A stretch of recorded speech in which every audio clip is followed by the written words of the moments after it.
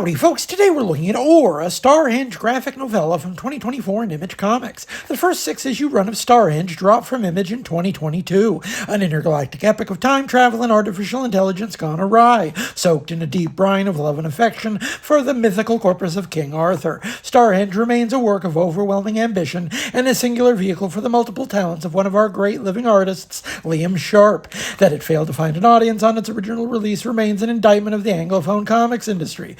If there's no constituency for artists of surpassing skill to while away their days on virtuoso passion projects, what are we even doing? Today's specimen is the latest bulletin from Sharp, a standalone graphic novella devoted to the backstory of the series' great conflict, the war between the vast machine intelligence of the Cast and the great warrior Queen Or, scattered as pure mind across the universe in order to lead the resistance against the machine crusade.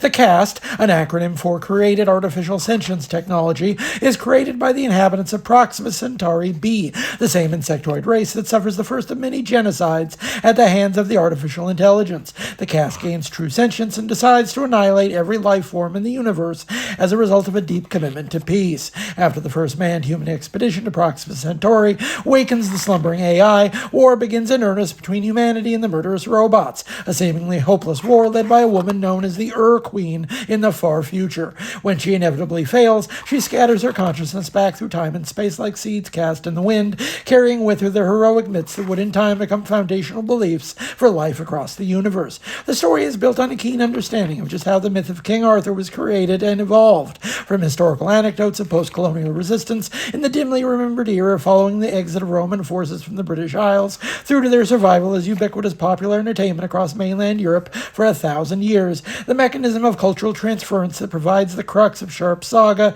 is precisely the same process of historical memory that we all know from our own history. Mike W. Barr didn't invent King Arthur from a whole cloth for Camelot 3000 after all. He learned about it in school after it had already been codified and passed down for millennia. Sharp's thesis begins with the tantalizing idea that what we know as Arthur in our myths and legends is merely an echo of something far greater and far more dangerous. Perhaps the most jarring element of StarHenge, even for fans of Sharp, is the series' status as a mostly digital creation. As much as I admire Sharp's work in pen and ink, it's difficult to imagine this series as anything other than a fully multimedia experience, deeply immersive digital work that owes as much to Giger as to Frazetta.